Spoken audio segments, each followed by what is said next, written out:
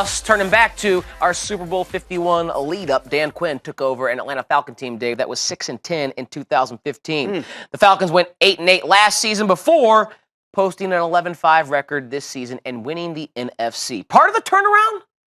Bing Pong? Take a listen. It was a shift for us, for our connection to one another, and I'm sure you've seen it too with so many people who use the devices we have in our hands right now. But playing dominoes together on a phone as opposed to that interaction, that competition that you have right across from somebody. So it did start with one table, and the lines to get on that table were strong. And so it grew to 2, and then it grew to 3. So honestly, it's just been a fun thing for the guys to connect. It goes on all sides of the ball.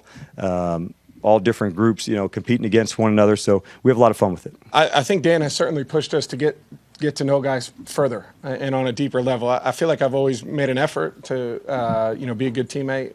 But I think Dan has pushed us all to become better and to get to know our guys better and on a deeper level. And, so certainly I think all of us have made adjustments and become a little bit better of a teammate than maybe we were before.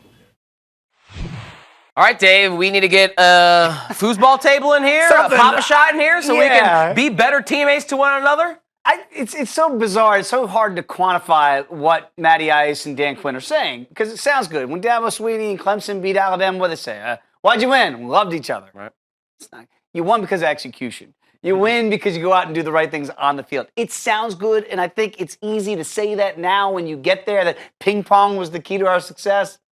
It's probably Julio Jones is the best wide receiver in the game, and Matty Ice is having an MVP-type season. I think those things help more. But I do think they sound nice, and I do think they help. How much, it's really hard to put, because they spent all that team building and did all those exercises together and played ping pong together as they were killing time, that really helped them win more games. I don't know that you can do that and put those kind of intangibles and tangibles on it. To me, it still gets down to blocking, tackling, and outperforming the opposition. You and I have been in locker rooms, covered the Washington Redskins for decades, literally, and, you saw units that felt like they were a little bit closer than others, and yet those teams didn't necessarily have more success than teams that just rolled out once practice is over. You go do your thing, and I'll see you back here at the practice field the next day. So I think it sounds good. I just don't know how much, in actuality, it really helps wins and losses. Maybe a results-biased narrative. Yeah. Hey, the fact that we're going to the Super Bowl must have been the ping pong.